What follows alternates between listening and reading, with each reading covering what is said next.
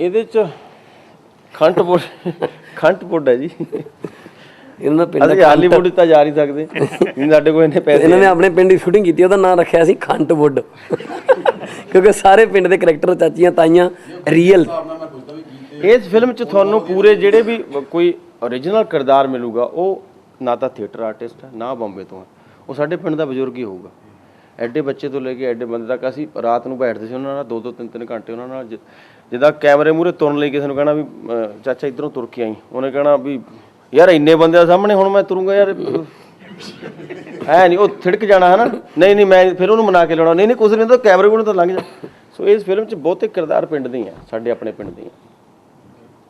ਇਹਦੇ 'ਤੇ ਪਹਿਲਾਂ ਜਿਹੜੇ ਸਾਡੇ ਰਾਈਟਰਸ, ਜਦੋਂ ਅਸੀਂ ਇਹ ਸਬਜੈਕਟ ਚੁਣਿਆ, ਜਦੋਂ ਇਹਨੂੰ ਸਕ੍ਰਿਪਟ ਕਰਨ ਲੱਗੇ, ਉਦੋਂ ਉਹਨਾਂ ਦਿਨਾਂ 'ਚ ਸਾਡੇ ਜਿਹੜੇ ਰਾਈਟਰ ਸਾਹਿਬ ਸੀ ਮਾਸਟਰ ਤਲੋਚਨ, ਉਹ ਖੁਦਕੁਸ਼ੀਆਂ 'ਤੇ ਇੱਕ ਲੇਖ ਲਿਖ ਰਹੇ ਸੀ। ਫਿਰ ਉਹ ਸਾਰਾ ਐਨਾਲਾਈਜ਼ ਕੀਤਾ।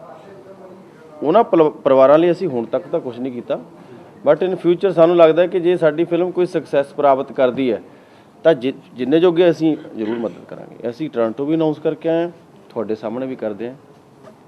ਇੱਥੋਂ ਦੇ ਜਿਹੜੇ ਦਰਦਮੰਦ ਹੈ, ਕੁਛ ਮਦਦ ਕਰਨਾ ਚਾਹੁੰਗੇ, ਉਹਨਾਂ ਨੂੰ ਵੀ ਜੋੜਿਆ ਜਾਊਗਾ। ਕੋਈ ਤੁਹਾਡੀ ਸੰਸਥਾ, ਉਹਦੇ ਥਰੂ ਵੀ ਅਸੀਂ ਮਦਦ ਕਰ ਸਕਦੇ ਹਾਂ, ਜਾਂ ਤੁਸੀਂ ਸਾਡੇ ਥਰੂ ਕਰ ਸਕਦੇ ਹਾਂ। ਇਹ ਉਪਰਾਲਾ ਜ਼ਰੂਰ ਕਰਾਂਗੇ। ਪਰ ਇੱਕ ਇਸ ਗੱਲੋਂ ਵੀ ਕਿ ਤੁਹਾਡਾ ਜਿਹੜਾ ਮੀਡੀਆ, ਇਸ ਗੱਲ ਦਾ ਤੁਸੀਂ ਆਪ ਨੂੰ ਵੀ, ਤੁਹਾਨੂੰ ਆਪਣੀ ਸਟਰੈਂਥ ਦਾ ਪਤਾ ਲੱਗ ਗਿਆ, ਚਾਹੇ ਪਾਕਿਸਤਾਨ 'ਚ ਭੁਚਾਲ ਹੋਵੇ, ਚਾਹੇ ਹੇਤੀ 'ਚ ਹੋਵੇ, ਚਾਹੇ ਕਿਸੇ ਵੀ ਟ੍ਰੈਜਡੀ ਵਾਸਤੇ ਤੁਸੀਂ ਪੈਸੇ ਇਕੱਠੇ, ਤੁਸੀਂ 1 ਘੰਟਿਆਂ 'ਚ ਲੱਖਾਂ ਡਾਲਰ ਇਕੱਠੇ ਕਰ ਦਿੰਦੇ ਹੋ। ਇੱਥੇ ਲੋਕਾਂ ਚ ਦਾਨੀਆਂ ਦੀ ਕਮੀ ਹੈ ਨਹੀਂ। ਸੋ ਅਸੀਂ ਇਹ ਵੀ ਟੋਰਾਂਟੋ ਵੀ ਅਨਾਉਂਸ ਕੀਤਾ ਸੀ, ਅੱਜ ਵੀ ਜਿਸ ਤਰ੍ਹਾਂ ਬੱਬੂ ਹੋਰਾਂ ਨੇ ਗੱਲ ਕੀਤੀ ਹੈ ਕਿ ਕੋਈ ਇੱਦਾਂ ਦੀ ਸਾਈਟ ਜਾਂ ਕੋਈ ਇੱਦਾਂ ਦੀ NGO ਅਸੀਂ ਬਣਾਉਣਾ ਚਾਹੁੰਦੇ ਹਾਂ ਕਿ ਜਿਹਦੇ ਨਾਲ ਸਹੀ ਬੰਦਿਆਂ ਤੱਕ ਪੈਸੇ ਪਹੁੰਚਣ, ਇਕੱਲੀਆਂ ਸਰਕਾਰਾਂ ਜਾਂ ਅਖਬਾਰਾਂ ਦੇ ਸਿਰ 'ਤੇ ਨਾ ਰਹੀਏ।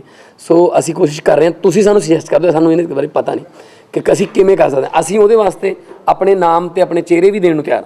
ਜੇ ਅਸੀਂ ਅੱਜ ਬੱਬੂ ਮਾਨ, ਭਗਵੰਤ ਮਾਨ ਸ਼ੋਅ ਕਰਦੇ ਨੇ ਵੈਨਕੂਵਰ 'ਚ, ਸ਼ੋਅ ਵਾਲੇ ਦਿਨ ਅਨਾਊਂਸ ਕਰ ਦਿਓ ਕਿ ਪਰਸੋਂ ਨੂੰ ਸਾਡੇ ਨਾਲ ਡਿਨਰ ਹੈ, ਇੱਦਾਂ ਜਿਵੇਂ ਬੈਠੇ ਹਾਂ, ਬੱਚਿਆਂ ਸਮੇਤ ਆਇਓ, $100 ਦੀ ਇੱਕ ਹੋਇਆ, ਉਹ ਜਿਹੜੇ ਚੈਰਿਟੀ 'ਚ ਜਾਊਗਾ।